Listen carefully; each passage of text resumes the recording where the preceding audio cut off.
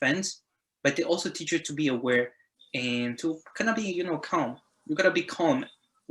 Whatever situation you get into and that is getting violent, if you contradict, you kind of like being part of the situation and you just escalating it a little bit more. So sometimes you just gotta breathe in, breathe out, listen, whatever they say, this is the way I put it. So if they're like throwing some bullshit at me, so telling me some, this is a conversation between friends. None of what is said here should be taken as legal advice. We are not experts in any way. Take what resonates and leave the rest.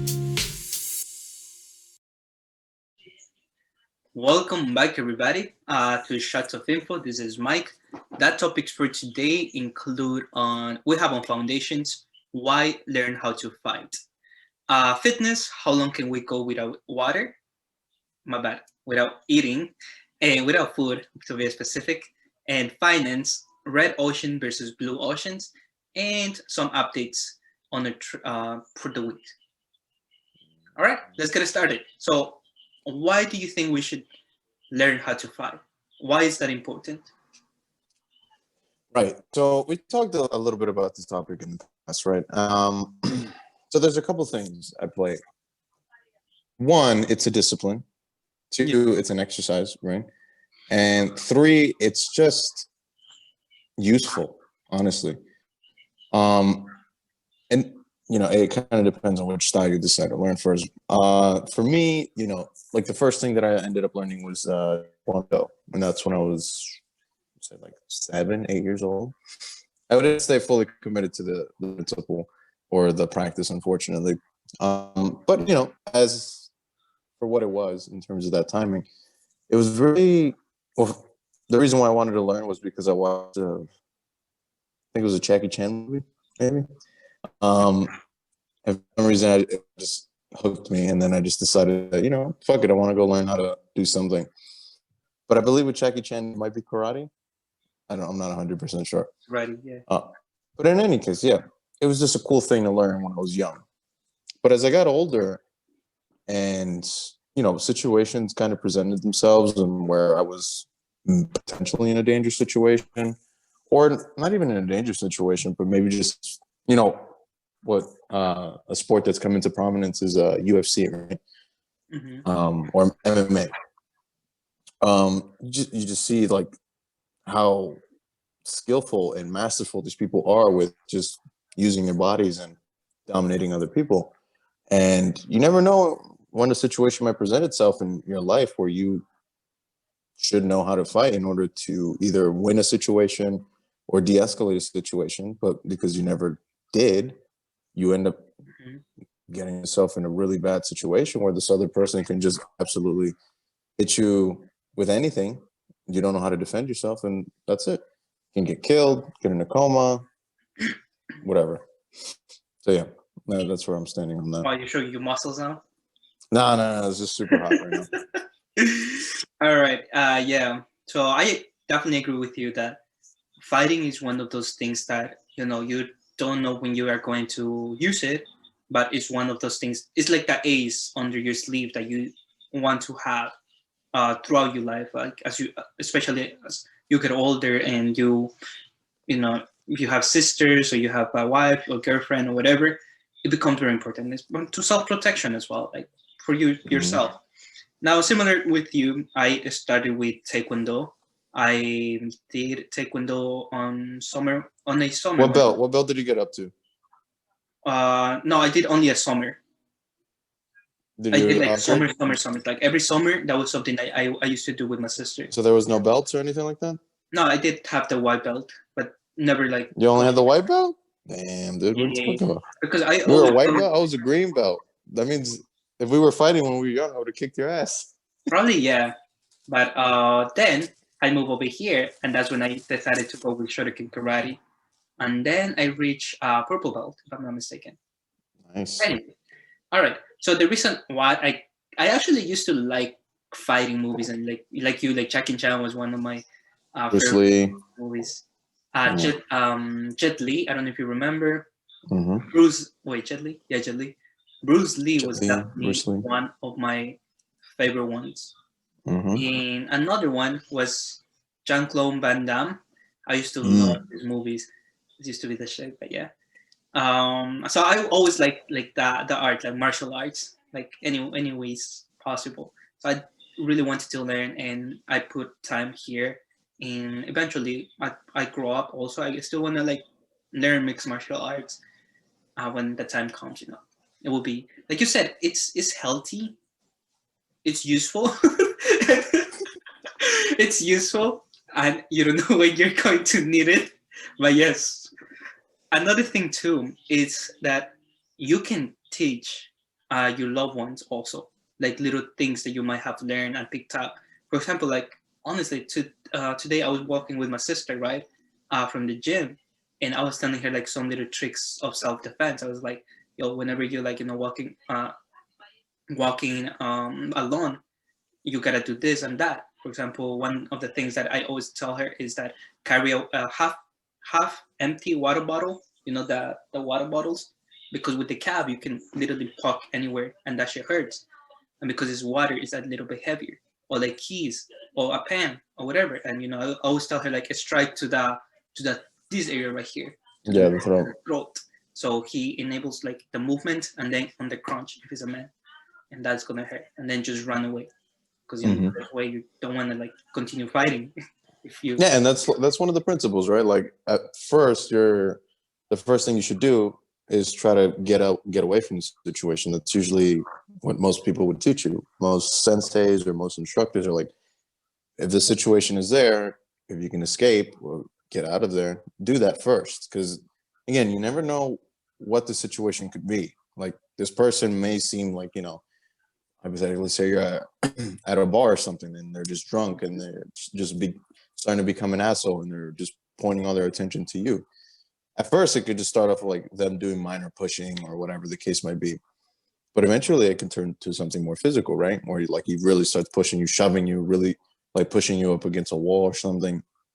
And next thing you know, this guy might have a weapon, right? Could be a knife, could be a gun, could be something. Or it could be like a bottle. He fucking breaks a bottle and now he shatters the glass. That way he can shank you with that. So you never know.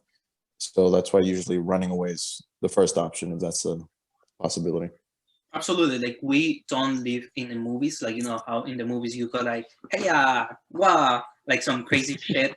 But the actors, they practice that. Whereas us, this is real life. Our life is on a stake. So, you have to like analyze the situation. What can you do? If you can run, usually this is something what I grew up with. Like in Ecuador, they used to tell me like whenever you go in trouble, whenever you're getting robbed, run to the nearest deli or store close by and call the police or somebody that you know.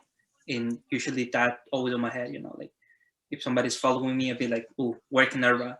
You gotta be aware of your surroundings. That's very important when it comes like this. And all these little like strategies, all this awareness or these senses that you start developing, it becomes when you start learning to fight.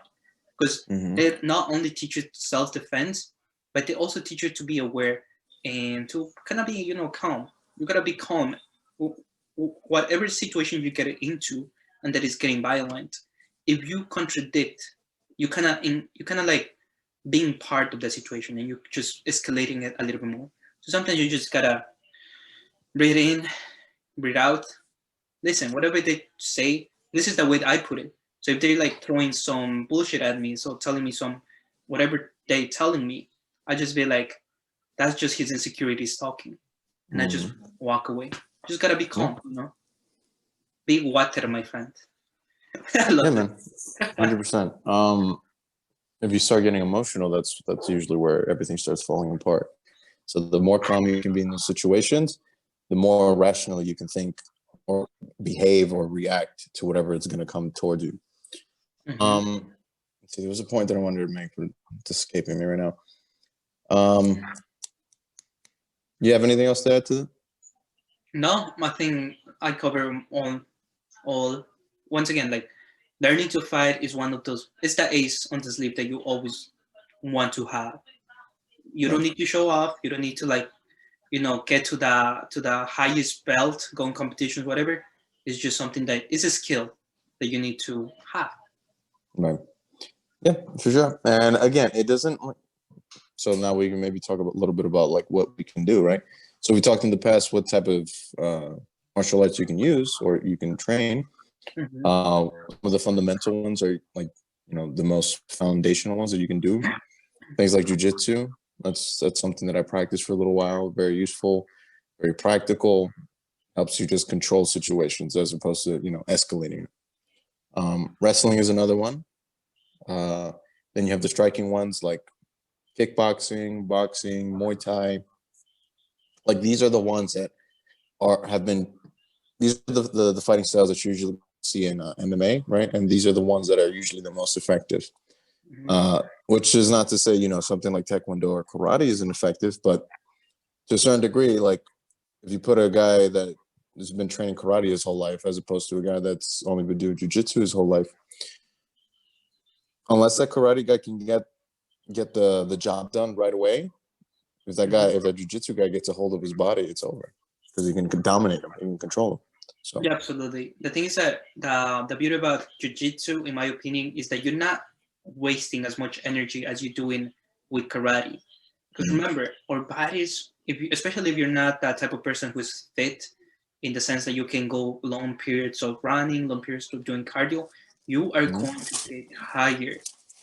In what jiu-jitsu is pretty much like keys, like llaves, to like block his move, like your opponent's movement, and use his force against himself. So that's something that I do. Maybe one day I want to try jiu-jitsu, but I think mixed martial arts will do for me, especially because I'm short. And what if somebody is taller than me? Like, me trying to reach. so yeah, that goes to like it might be, training jujitsu.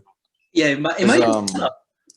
Whereas Also women, right? So women usually, you're not most of the time you're not going to find a woman that's going to be able to compete with a man in terms of just striking. Right? Men usually have longer limbs, stronger arms, upper body, etc. So where a woman can actually, surpass a guy is by being able to dominate his body, manipulate him, let him throw his punches, and you kind of bob and weave. You can again use his body weight, use his momentum against him, and there, well, you don't have to have the most amount of strength. You don't have to be stronger than him. You just have to be able to outlast them in terms of endurance, and just wait for that opportunity.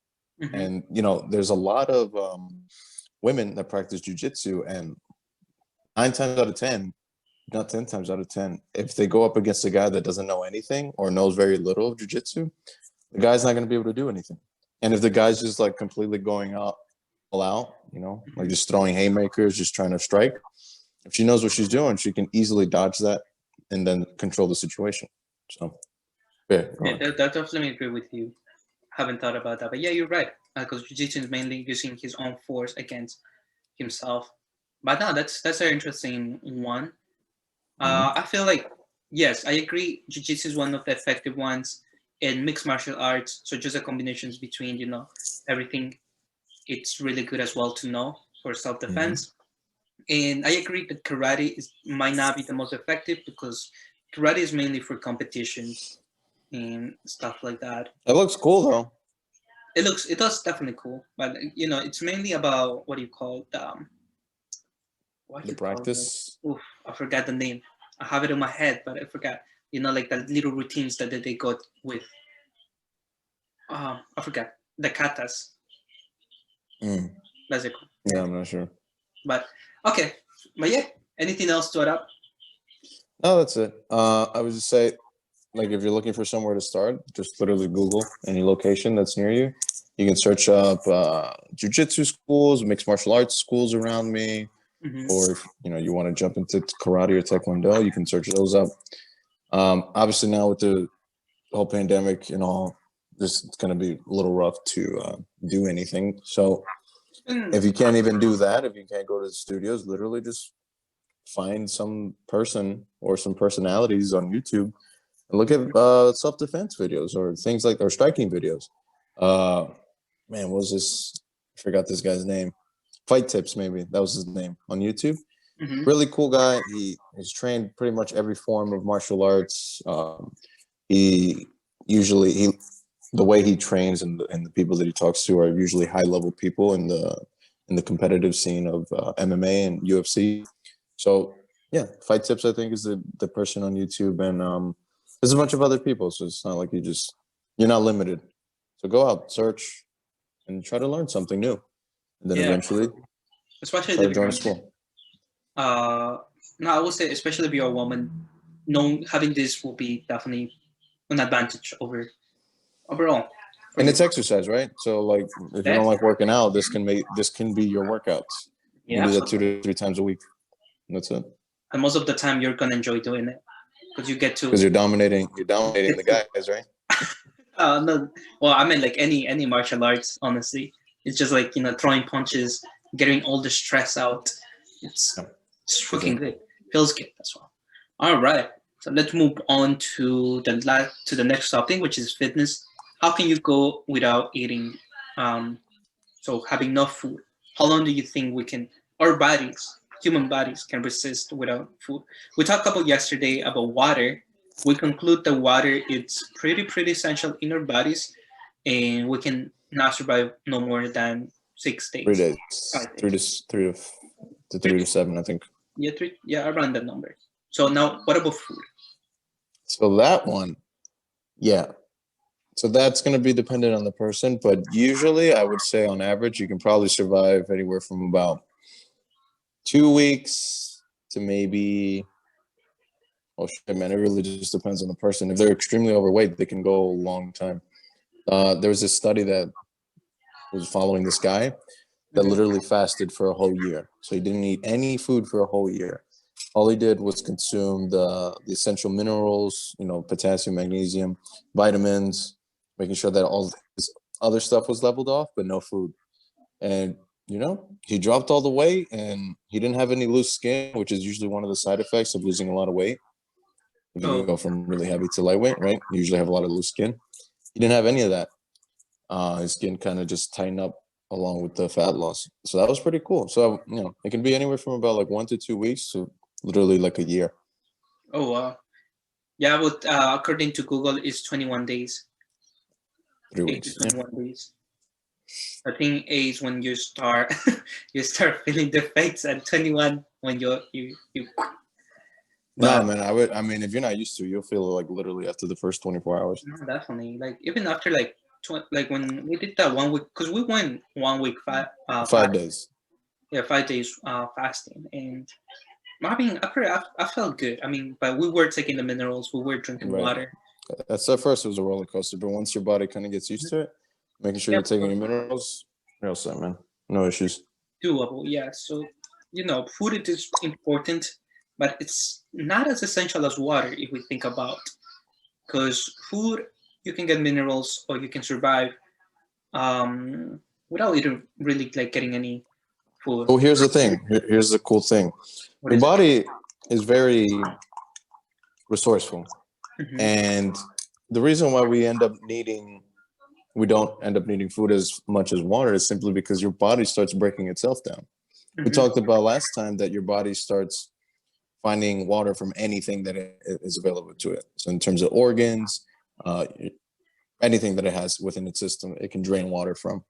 Mm-hmm. And that'll happen relatively quickly. But your body has a much more supply, or has a bigger supply of just calories in its system. So you have muscle, you have body fat, you have intracellular fat rather. So your body can use these things as a way to replenish itself in terms of using minerals if you're not giving it that. But water, it can only do so much because we need a lot of water. And if you're not drinking it, that's going to be a problem. But food, we can get away from for a little while, not forever. Absolutely, absolutely. Yeah, they're both essential to our survival. That's why we do agriculture. But whereas this is something that I just came up with. How like remember how you mentioned about how food can be recreated or be artificially Mm-hmm. created. So regardless of like the planets, whatever we go, we can recreate food. We can create plants, crops, etc., etc. And even meat. Nowadays, we have for example, Beyond Meat or Infinity Meat or whatever. it tastes like meat, but it has like similar protein and etc. We can recreate this, but can we do that with water? Creating water. Mm-hmm. I mean, we could probably just say that it's a matter of time, honestly. I mean, think about it. Water is one of those essential components that brings about life, right? Like the Right. reason why we can't like have life on Mars is, well, one, there's no water there, or there's no water that we can see visibly. Mm-hmm.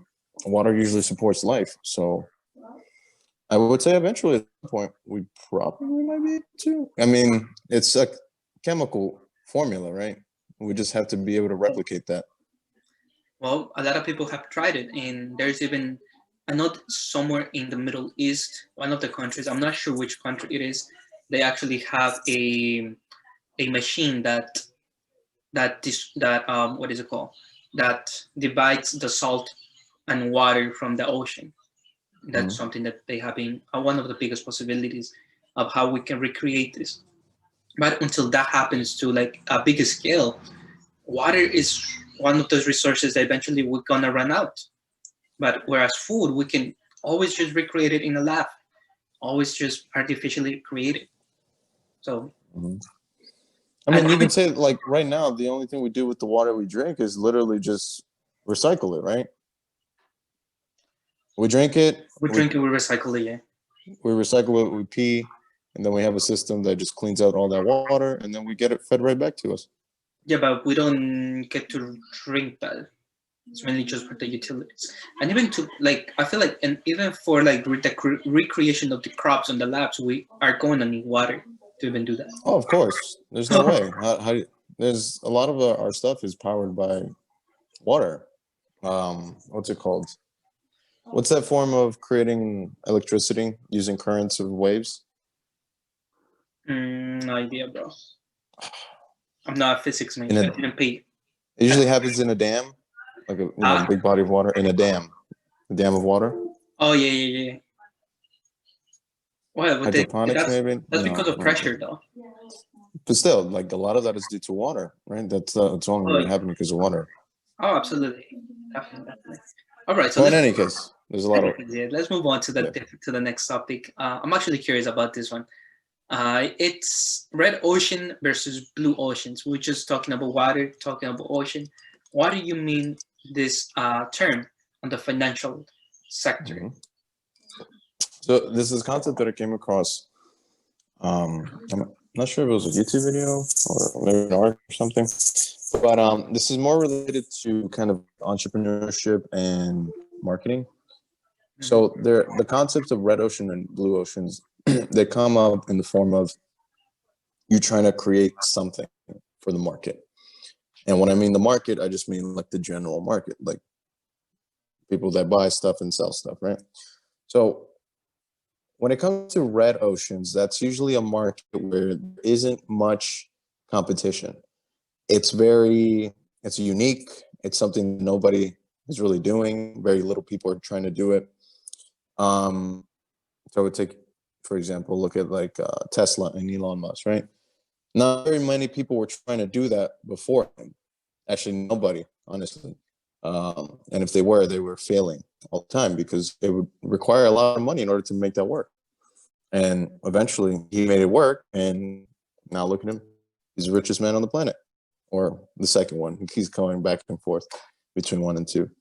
So that's a red ocean. You're creating a product, you're advertising something in a market where there's no competition, as opposed to a blue ocean where there is a lot of competition. You're trying to essentially just, I wouldn't say recreate the wheel, but you're trying to do something that a lot of people are trying to do.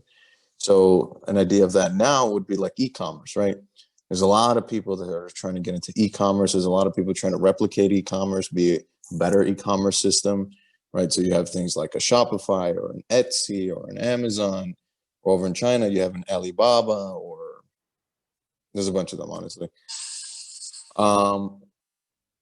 You're muted. My bad, I was muted. I think I got the term of it. All right, I see. So blue ocean is pretty much a market that already exists. a market that it's already out there. A lot of right? competition.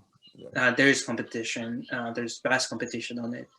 The red ocean is a more riskier sector. It's a little more like inventing things. Outside of thinking outside the box. Think about it like that. Perfect. Okay. I feel like nowadays we barely get to see the red box or the red ocean. I mean, you know what? Think about it. Like most of the things that we have at the moment, most of the things that I see around me, it's something that it was improved. For example, the cell phone, the telephone that we have, it was a better system to. Well, it was a recreation or an improvement to the telegraph. Then the iPhone, or actually even just a phone, it was a betterment of the landline. An iPhone was a betterment of the phones that, remember those Androids with the buttons, or like those previous Blackberries. Android. They were just like buttons. I remember having one of them. Blackberries. You ever had a Blackberry? I had a Blackberry, but I had, the Nokia with the little screen, the one that you only play Snake. Those, like, imagine how like things were evolving, right? So things evolve, and companies, that's what they do. Like, how can I reinvent this without really creating a new meaning to it? Because they have the same purpose, they have the same functionality, pretty much, but they create a new product. Whereas the red ocean, it's a little bit more, like you say, thinking outside the box, and not really like understanding it clearly what is going to happen. But even Elon Musk, he didn't really. All right, so I got a better one for you. So going with that, the form of like telecommunications and kind of entertainment, right? So first, we started off with like landlines and telegraphs, and then eventually we were able to transition to like radios, right? Radio frequencies, and then we were able to transition to TVs, right? And satellite, and then now we're transitioning over into the internet, right? So these are all different levels of innovation of communication where they were totally red ocean ideas, because none of them, they all had a vague concept as to what they were trying to do, but like nothing was solidified before that point, right? So that's a better way to explain it. I see. Okay. So it's not really like a new idea. It's just reinventing something, creating. It could be a brand new idea, but it's more like there's no competition there. Nobody's trying to do this. Nobody's really thinking about this, or nobody wants to try to do something like this because it's too risky. Got it. But well, even Elon Musk, like when it comes to Tesla, he didn't really invent electric cars, because if you look back on the history books, electric cars, they were experiment back in the days. They were an option. They were the cheaper option. The reason why it didn't move forward is because it was gonna impact the oil market. And guess who controlled? What is it called? Lobbying the government to news, media, advertisement. Yeah, the big corporates. They were like, no, that's gonna affect us. Don't pass it along. Cancel those experiments, and they canceled the electric cars. Look it up, because I remember learning about this. No, that would make sense, right? Like something like that happened with Nikola Tesla, right? So there's always somebody in power that doesn't like the status quo to be challenged, so they just make sure that the competition doesn't even get started, and then we stay with the same old technology that's only driven to make profit, as opposed to driving innovation, pushing for more, trying to actually advance the human species. Well, absolutely. I think that's something that I definitely admire about Elon Musk, is that he never, he did it for profit, in a sense that he was going to reinvest those profits into backing his company, or into SpaceX, which is still he privately owned. SpaceX is not a public company. Therefore, he's still, that's his dream, like literally. If he goes bankrupt, that's his big thing. Yeah, he wants to go to Mars. Everything else is just to fund that. It's a means to an end, Pretty much. That's what it should be. Okay, that covers that. When it comes to news today, markets were closed. There's not much happening. We're gonna see how the markets react this week. on the terms of the president being initiated on Wednesday, tomorrow. But yes, Nah, bro, you already fucked it up. I didn't. That was the. Yeah, you said the markets were closed. This is the second podcast. The markets were closed. Oh, my bad. Yesterday they were closed. Today they're going to be open. Anyways, let's not confuse you. Will we catch tomorrow? Do you have any last words? Or No, man. Just enjoy your week. Stay safe. Don't do anything crazy. Wait until the weekend if you want to start drinking, and exercise. Don't be fat. facts, get those gains, eat healthy, and stay positive. No? All right. Peace out. Peace out. What the is we?